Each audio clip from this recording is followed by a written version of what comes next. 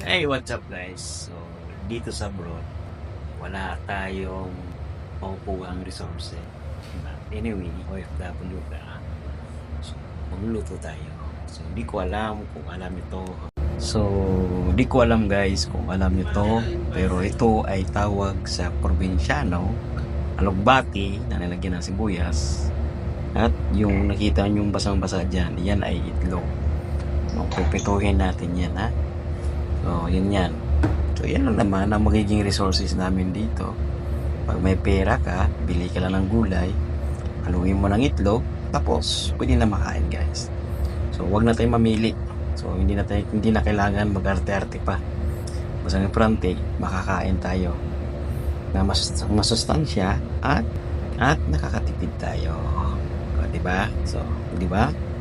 Greeny leaves yan guys. So, tingnan nyo, diba? Ipiprituhin ko na.